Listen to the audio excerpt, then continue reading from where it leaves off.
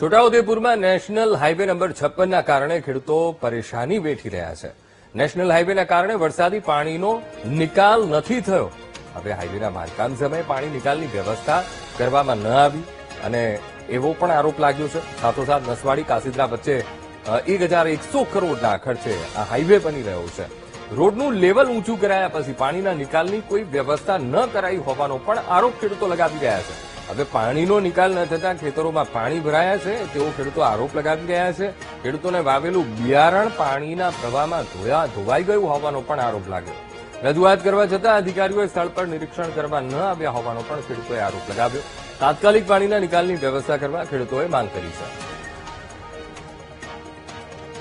ગામમાં ના માણસોને આવવા જવાની બી તકલીફ છે. વરસાદ ઓછો પડ્યો તો આગળ જતા વરસાદ પડશે વધુ તો આ શું થશે?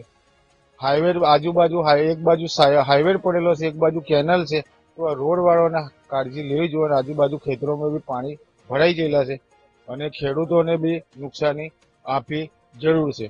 આ તો નવા હાઈવે નું કામ ચાલે છે, તો આ ગામમાંથી નીકળના પ્રવેશ દ્વારમાં પાણી ભરાઈ ગયું છે, તો એને કંઈક નાણાં બાણાને કંઈક સુવિધા થાય સમયસર એ જ માંગણી છે સરકારને. વરસાદ પડશે તો સર સ્કૂલે જતા છોકરાઓ છે, નોકરી વર્ગના જતા લોકો છે, એમને બહુ તકલીફ પડે એવું છે. 56 નંબરનો હાઈવે મોટો હાઈવે બને છે, એની લોકોને આવર જવામાં બહુ ભારે વાહન ચાલકોને બહુ મુશ્કેલ પડે છે.